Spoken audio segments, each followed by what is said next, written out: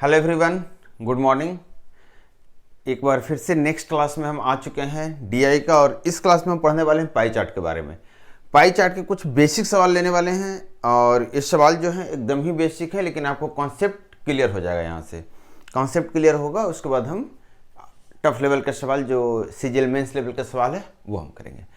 तो स्टार्ट करते हैं। देखिए, उम्मीद है कि आपको क्लासेस अच्छे लग रहे हैं, तो थोड़ा सा आप कमेंट जरूर करके हमें बताएं कैसा लग रहा है आपको क्लास।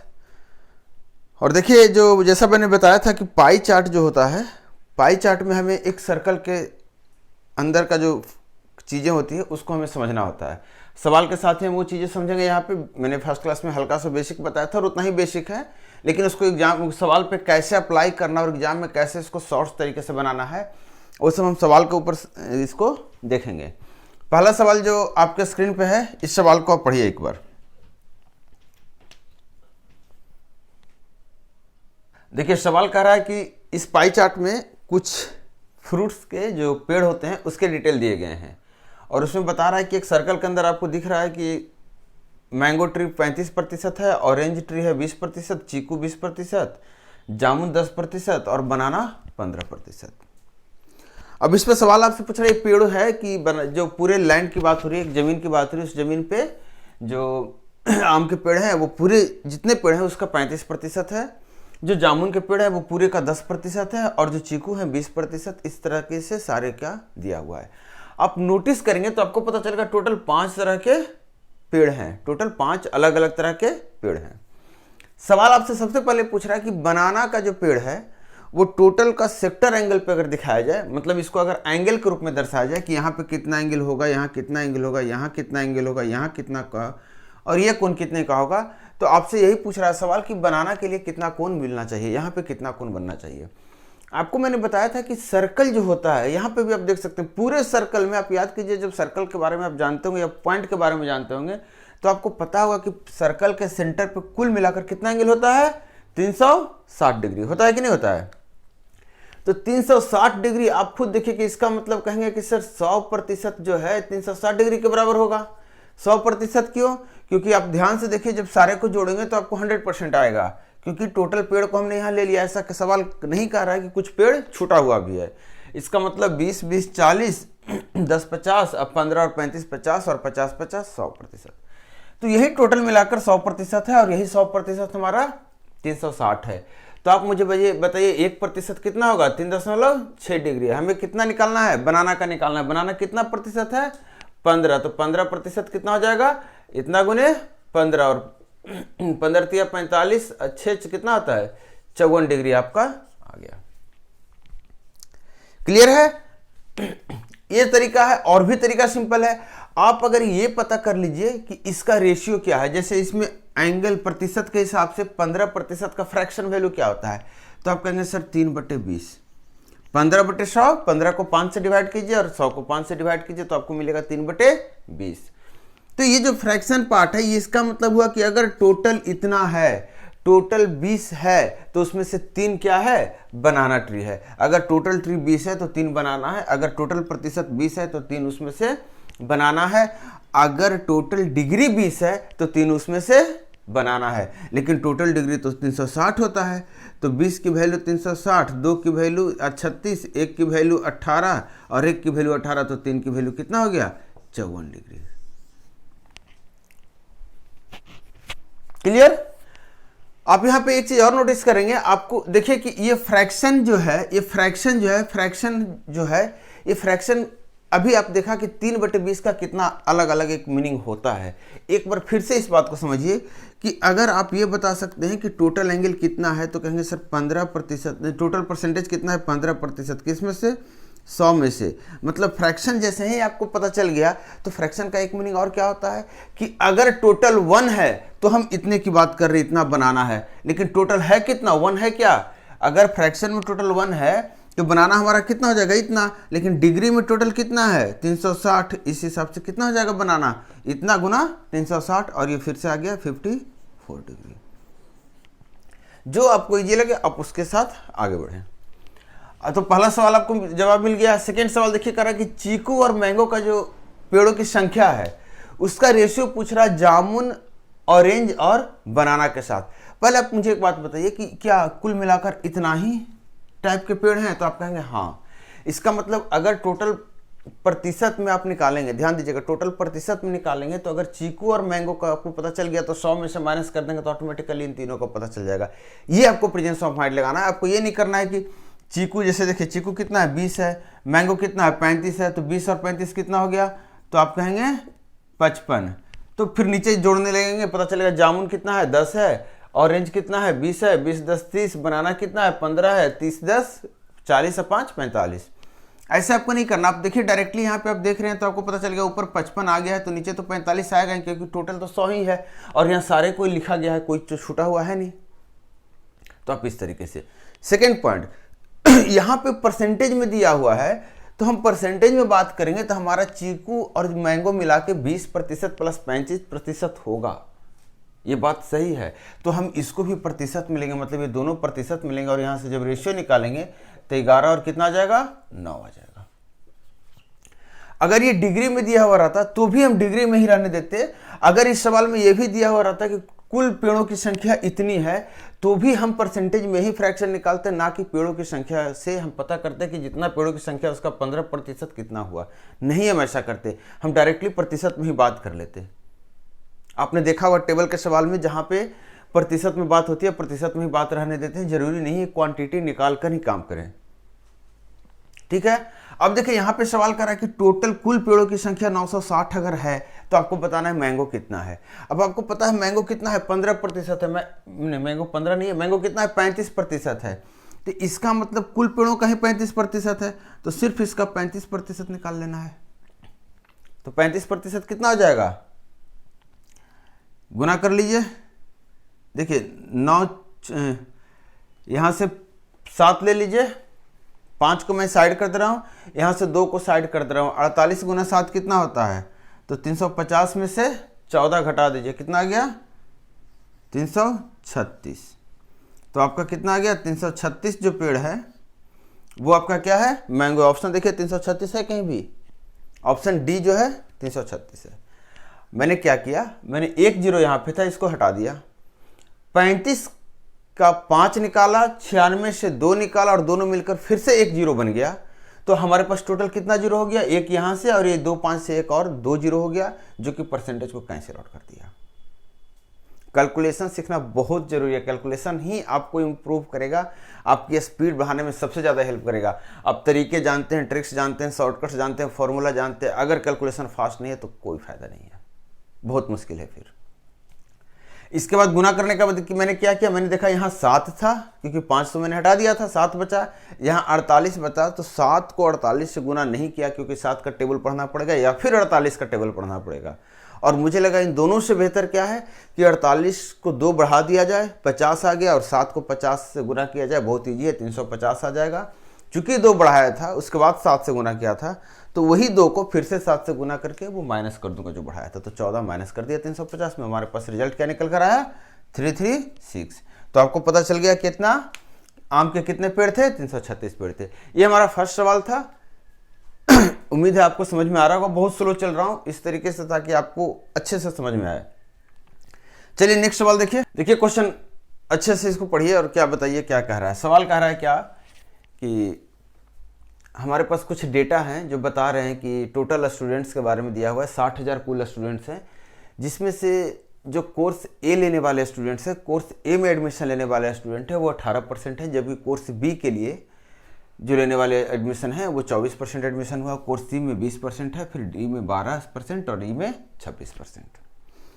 साथ में एक और बात कह रही है कि जब एग्जाम होता है तो एग्जाम में पता चलता है जितने भी कोर्स ए में एडमिशन लिए थे उसका 76% पास हुए हैं, जितने भी कोर्स बी में एडमिशन लिए थे उसका 82% पास हुए हैं। अब आप ये बताइए कि अगर जितने एग्जाम देने गए हैं, जितने एडमिशन लिए हैं, अगर एब्सेंट की बात पूरे सवाल में आप देखिए नहीं कह रहा है, उस कंडीशन पे अगर 76% पास हो गए हैं कोर्स ए से, इसका मतलब कहेंगे कोर्स ए से 24% फेल हो चुके हैं, पास नहीं हुए। राइट है? सही है? तो यहाँ पे इस तरह के सवाल में, इसमें एक ही सवाल है, इसमें यही आपको निकालना है कि ए और सी में, कोर्स ए और सी में कितने लोग जो हैं, कितने स्टूडेंट्स हैं जो पास नहीं हुए हैं या फिर कहिए फेल हुए हैं। क्लियर? इसका मतलब आपको पता करना होगा कि ए में कितने लोग हैं जो फेल हुए हैं, सी में कितने लोग हैं जो फेल हुए हैं, और दोनों को ऐड करना होगा। अब इसका निकालने का तरीका यह है कि आपको पहले पता होना चाहिए कि ए में टोटल कितने स्टूडेंट एडमिशन लिए थे, ए में कितने एडमिशन लिए थे, नामांकन ए में कितने स्टूडेंट्स का हुआ था, और उसमें से कितने स्टूडेंट्स पास हुए थे। आपको प्रतिशत यहाँ दिया हुआ है सारे पास का। फिर आपको जितने नामांकन जितने का हुआ था उसमें से पास का माइनस करेंगे तो आपको निकल जाएगा कितने ए में फेल हुए थे। इसी तरह से निकालेंगे और फिर दोनों को ऐड करके आप रिजल्ट पे आएंगे। लेकिन आप एक बात बताइए कि अगर ए और सी की बात कर रहा है, आपको पता है 76% लोग ए में पास हुए हैं, तो आप कहेंगे सर 24%, इसका मतलब फेल हुए होंगे, राइट। सी की बात करूं, देखिएगा बड़े अच्छे से, सी की बात करूं तो सी में 80% लोग पास हुए हैं, मतलब 20% लोग क्या हुए होंगे, फेल या फिर पास नहीं। अब ये जो ए में जो 24% लोग फेल हुए हैं, जो पास नहीं हुए हैं, ये किसका है, तो कहेंगे सर ए में जितने लोग थे उसका है। ये जो 20% लोग सी में पास नहीं हुए हैं, ये किसका है, तो सी में जितने लोग थे उसका है कि नहीं है। इसका मतलब कहेंगे कुल स्टूडेंट्स का, पूरे कॉलेज के कुल स्टूडेंट्स का 18% का 24% जो है वो कोर्स ए के वो स्टूडेंट है जो पास नहीं हुए हैं। बात पकड़ में आ रही है कि नहीं। टोटल कॉलेज में जितने स्टूडेंट हैं उसका 18%, पूरे छात्रों का 18% ए में एडमिशन लिया, और जितना ए में एडमिशन लिया उसका 24% पास नहीं हुआ। मतलब कहेंगे 18% का 24% जो है पास नहीं हुआ है, जो कि कोर्स ए की बात हो रही है, ए से बिलोंग करता है। अब सी की बात कर रहे हैं तो सी में टोटल स्टूडेंट्स कितने हैं, 20% हैं। सी में टोटल स्टूडेंट 20% है, और सी में पता चला कि जितने भी स्टूडेंट्स एडमिशन लिए थे उसका 20% पास नहीं हुए हैं। इसका मतलब जो 20% इसमें एडमिशन लिए थे उसका 20%, टोटल स्टूडेंट्स का 20% सी में एडमिशन लिए थे, और जितना एडमिशन लिए थे उसका 20% क्या हुए हैं, तो कहेंगे हम पास नहीं हुए हैं।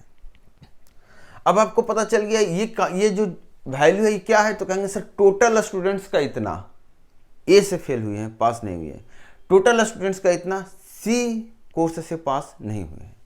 क्लियर? मतलब दोनों को जोड़ देना है तो 18 × 24 कर दीजिए।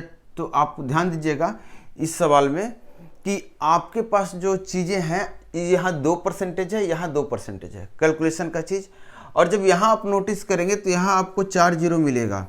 मतलब सीधा अगर इस परसेंटेज को मैं हटाने की बात करूँ, अगर परसेंटेज को मैं हटा दूँ तो कहेंगे कि 6 से गुना कर देंगे इसको, और इस परसेंटेज को हटा देंगे तो कहेंगे 6 से गुना कर देंगे।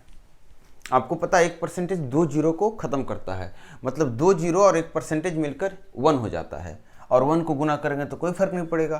जिनको यहाँ पे कन्फ्यूजन हो रहा है, पीछे की क्लास देखिए, वहाँ पे आपको चीज़ें बड़े अच्छे समझ में आएगी, और परसेंटेज में चीज़ें मैं बड़े अच्छे समझाया हूँ।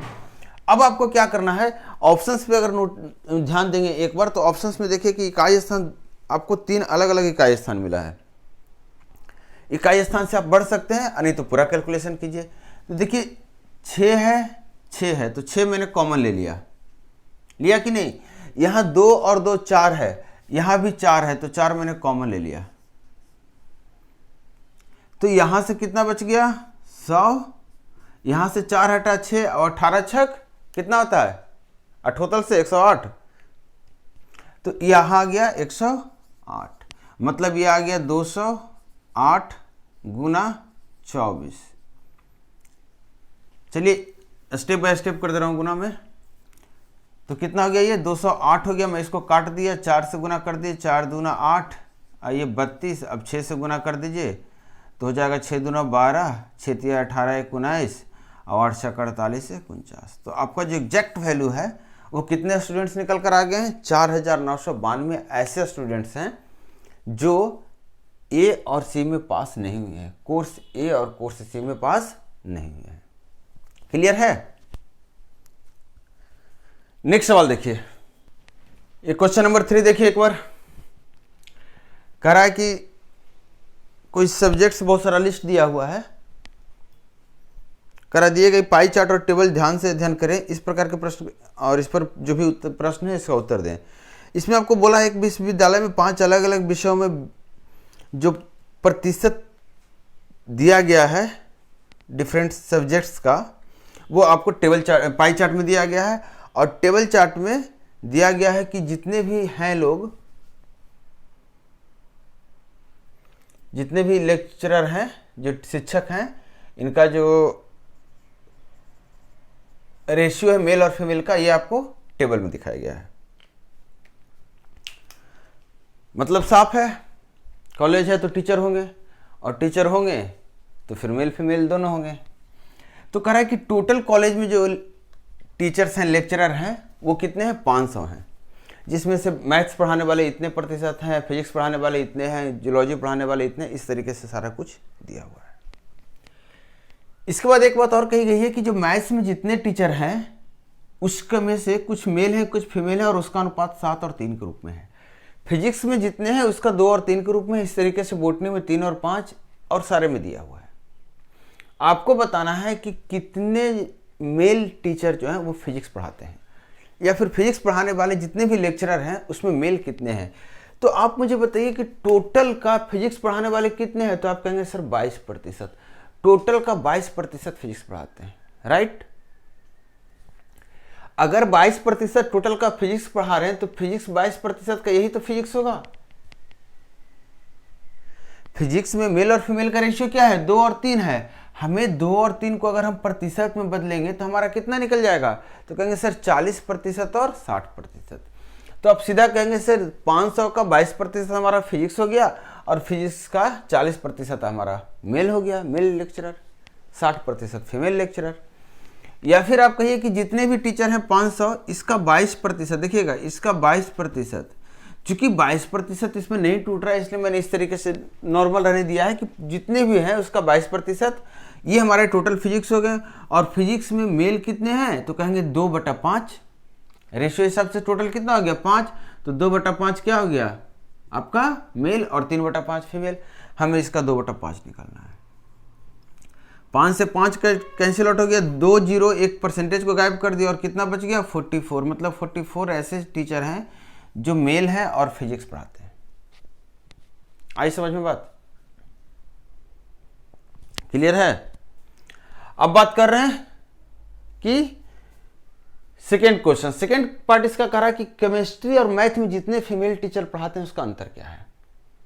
तो आप बताइए केमिस्ट्री में कितने फीमेल टीचर हैं?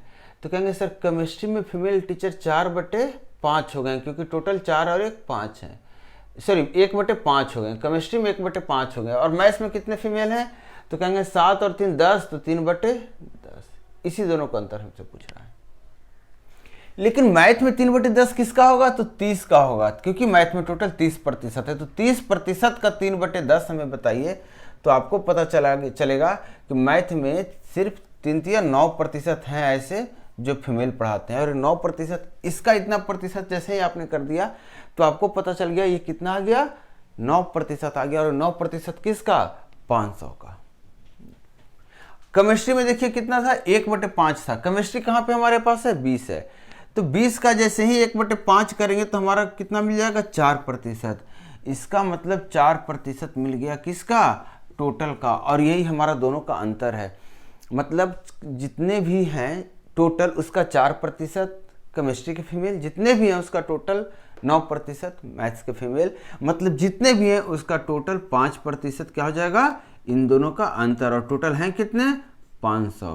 तो ये 2 0 ये परसेंटेज लेकर चला गया, और कितना बचा? 25। तो इस सवाल का जवाब क्या हो गया? 25। क्लियर है? एक और सवाल लेते हैं, क्लास बहुत बड़ा नहीं करेंगे। देखिए क्वेश्चन नंबर 4 कह रहा है कि एक कंपनी है, उसका किसी साल में बात कर रहा है, 2018 की बात कर रहा है कि एक कंपनी है जिसका जो खर्चा है, जो बजट है, उसके बारे में दिया गया है कि ABCDE 5 कंपनी है, पांचों का बजट प्रतिशत के रूप में इस तरीके से दर्शाया गया है। आपसे पूछ रहा सवाल, बस इतना ही है, आपसे पूछ रहा सवाल कि अगर कंपनी ए का खर्चा उसी साल 2018 में 165 करोड़ है, अगर कंपनी ए का खर्चा 165 करोड़ है, तो आप बताइए कंपनी का उस साल का टोटल, सारे मिलाकर टोटल जो खर्चा है वो क्या होगा। 1 मिनट सवाल देखें क्या कर रहा है। Study the following pie chart, answer the given question pie chart, the budget expenditure of A company in the year इतना। हाँ ठीक। तो आपसे पूछ रहा है टोटल बजट कितना होगा अगर सिर्फ इसके द्वारा ए द्वारा बजट आपका खर्चा उस पार्टिकुलर ईयर में 165 करोड़ है, तो पूरे का टोटल खर्चा क्या होगा। दूसरा सवाल कर रहा है कि अगर इसको हम एंगल पे डिस्ट्रीब्यूट करें, सेक्टर एंगल बात कर रहा है कि अगर इसको एंगल हम इसका पता करना चाहें तो 15% जो डी को रिप्रेजेंट कर रहा है इसके लिए सेक्टर एंगल क्या होगा। एकदम शॉर्ट से इसको बनाइए और कैसे बनाइए बिना कुछ लिखे। आप मुझे बताइए कि ए की जो सेक्टर है, ए का जो सेक्टर है वो कितना प्रतिशत दर्शा रहा है, 55%। मतलब आपसे डायरेक्टली सवाल कर रहा है कि 55% की वैल्यू 165 है, तो आप बताइए 1% की वैल्यू कितनी हो जाएगी, तो 3 करोड़ नहीं हो जाएगी। और टोटल सेक्टर होता कितना है 100%, टोटल हमसे पूछ रहा है सारे का, तो इसका मतलब 300 करोड़ और यही सवाल का जवाब हो गया। सेकेंड सवाल पे आ रहे हैं, बोल रहा है कि 15% जो डी के लिए दिखाया गया है इसका आपको एंगल पूछ रहा है। तो आप मुझे बताइए कि 15% का एंगल आपसे पूछ रहा है, यही पूछ रहा है। आप देखिए 15% मतलब कितना होता है, 15/100 मतलब 3/20 किसका, टोटल का। तो कितना आ गया, 18 तिया 54।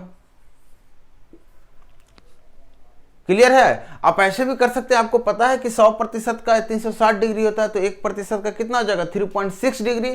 तो 15 को दिमाग में गुना कीजिए, 3.6 से 15 तिया 45 और 9 जोड़ दीजिए 90 का, तो कितना आ गया 54 डिग्री।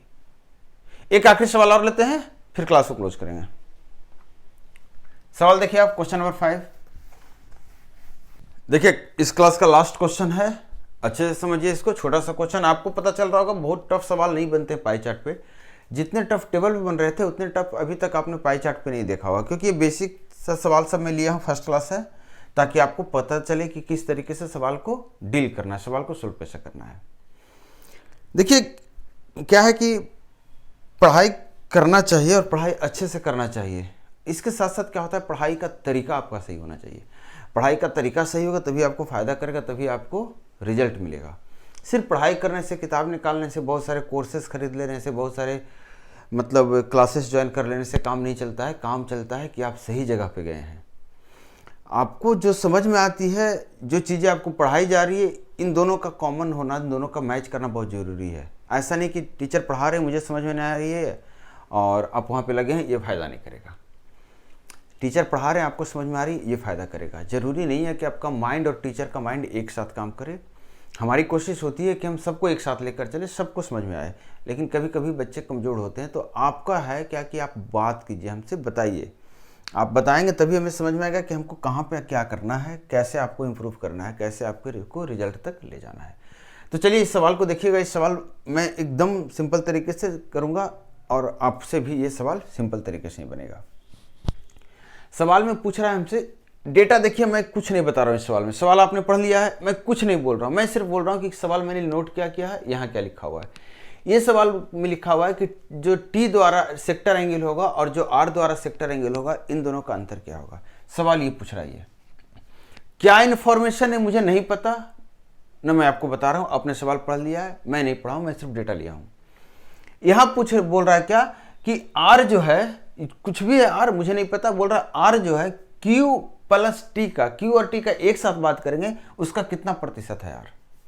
सवाल आपने पढ़ लिया, इससे कोई फर्क नहीं पड़ता है। ये P Q R S T मतलब किसी स्कूल में अलग अलग टीचरों की संख्या को दर्शा रहा है, अलग अलग सब्जेक्ट्स के टीचरों की संख्या को दर्शा रहा है, या किसी स्कूल में एडमिशन जो बच्चों का अलग अलग क्लास में हुआ उसको दर्शा रहा है, या किसी कंपनी के अलग अलग डिपार्टमेंट में जो एम्प्लॉय हैं उसको दर्शा रहा है। मुझे कोई फर्क नहीं पड़ता है, क्योंकि यहाँ पूछ रहा है परसेंटेज, तो इससे कोई ज़रूरत नहीं है कि हमें स्टार्टिंग टोटल क्वांटिटी पता होना चाहिए। यहाँ पूछ रहा है सेक्टर एंगल, इसके लिए भी हमें किसी चीज़ की ज़रूरत नहीं है। तो इस तरह के सवाल को कैसे डील करेंगे आप बताइए कि इसका अगर सेक्टर एंगल आप निकालते हैं और इसका अगर सेक्टर एंगल निकालते हैं, सेक्टर बोलते हैं इस चीज़ को, जिनको ये दिक्कत हो रहा है सेक्टर, इस चीज़ को सेक्टर बोलते हैं, ये पूरा सेक्टर। तो इसका सेक्टर एंगल क्या होगा, तो ये वाला एंगल होगा थीटा, थीटा 1 इसको बोल दे रहे हैं, और ये इसका जो सेक्टर ये वाला बना आर के लिए, इसको थीटा 2 बोल दे रहे हैं। तो मान लीजिए थीटा 1 हो गया या थीटा हो गया, यही हमसे पूछ रहा है। तो आप देखिए थीटा 1 आप निकालने के लिए क्या करता है, आप कहेंगे सर थीटा 1 मतलब 24 डिग्री जो सेक्टर 24% जो सेक्टर रिप्रेजेंट कर रहा है उसका जो कॉरस्पॉन्डिंग एंगल होगा वो निकालेंगे हम। 24% के लिए कितना एंगल होगा, हिसाब तो हमारा वही रहेगा, 100% के लिए 360 डिग्री। जब आप आर की बात करेंगे, सेक्टर आर की बात करेंगे, तो भी आप यही करेंगे, 12% के लिए जो एंगल होगा वो निकालेंगे। और 12% के लिए एंगल निकालने के लिए क्या इस्तेमाल करेंगे, 100% का एंगल 360 डिग्री, तो 1% का तो 12% का। प्रोसेस दोनों में सेम है, मतलब दोनों का जो अंतर निकालेंगे डिग्री का वो अंतर किस पे डिपेंड करेगा, इस दोनों के प्रतिशत के अंतर पे डिपेंड करेगा, करेगा कि नहीं। तो डायरेक्टली हम इन दोनों का क्या करेंगे, प्रतिशत का अंतर निकालेंगे। 12% दोनों का अंतर आ गया, और आपको पता है 1 डिग्री की वैल्यू, 1% की वैल्यू 3.6 डिग्री होती है। तो डायरेक्टली इसके प्रतिशत के अंतर को गुना करेंगे 3.6 डिग्री से, और ये आपको रिजल्ट दे देगा कितना, तो गुना कर लीजिए, 12 छक 72, आ गया 7, अब 12 तिया 36, 7 43, और ये आ गया 43.2 डिग्री। आपको पेन चलाने की जरूरत नहीं होती है इस तरह के सवालों में, डायरेक्टली आप ऐसे ही कैलकुलेशन कीजिए। छोटा सा ये गुना करना, इतना दिमाग में आप कर सकते हैं। गुना करने का तरीका आपको लग रहा होगा 12 को 3 से गुना करें, नहीं, आप ऐसे भी कर सकते हैं। यहाँ भी 12 है, यहाँ भी 12 है, 12 का स्क्वायर आपको पता है कितना होता है, 144, और ये 3 से और गुना करना है तो आ जाएगा ये। अब यहाँ पे बात करते हैं सेकेंड सवाल पे। सेकेंड सवाल में बोल रहा है कि आर जो है Q और T का एक साथ मिलाते हैं तो उससे कितना प्रतिशत, उसका कितना प्रतिशत है। तो R है कितना, तो R कहेंगे सर ये तो 12 है। Q कितना है, तो कहेंगे Q कितना है, 16 है। सब तो प्रतिशत में है, तो प्रतिशत को मैं इग्नोर कर दिया क्योंकि अंतिम में तो कटना ही है। T कितना है, तो 24 है। तो आप मुझे बताइए कि 24 और 12 को जोड़ेंगे तो कितना आ जाएगा, तो कहेंगे 40 आएगा कि नहीं आएगा, 40, और ये 40 हो गया, और ये 4 से काट दिया 3, 3/10 प्रतिशत में गुना करने, प्रतिशत में बदलने के लिए क्या करेंगे आप, 100 से गुना करेंगे, और रिजल्ट क्या आ गया, 30%। क्लियर है। तो ये हमारा लास्ट क्वेश्चन था, आपने देख लिया। छोटा छोटा क्वेश्चन इस क्लास में लिया हूं मैं। नेक्स्ट क्लास में मैं जल्दी ही आपके साथ, मतलब अगले दिन नेक्स्ट डे आपके साथ आ रहा हूं फिर से लेकर। क्या चीज़ लेकर आ रहा हूं, इसी तरह के सवाल, पाई चार्ट के सवाल जो कि टफ लेवल होंगे, और उसको हम लेकर आएंगे। उसके बाद हम कुछ और सवाल लेंगे पाई चार्ट के, जिसमें से कुछ कुछ में टेबल इंक्लूडेड रहेगा, कुछ कुछ में डबल पाई चार्ट रहेगा। इस तरीके के जो सवाल होते हैं वो सारे सवाल, मतलब पाई चार्ट के जो टफ लेवल के सवाल होते हैं जिसमें एक से ज़्यादा, अभी तक आपने देखा होगा 2 क्वेश्चन 3 क्वेश्चन किसी में पूछा है, तो अब से जो आएंगे सवाल उसमें ज़्यादा क्वेश्चन पूछे जाएंगे, और ये सीजीएल प्री तक टच करेगा। सीजीएल मेंस का 1-2 क्वेश्चन आएगा, और इस तरीके से आपका पाई चार्ट का कंप्लीट हो जाएगा। तो चलिए मिलते हैं नेक्स्ट क्लास में। वीडियो को शेयर कीजिए, पसंद आ रहा है तो दूसरों तक पहुँचाइए, और कमेंट करके हमें जरूर बताइए। Thank you.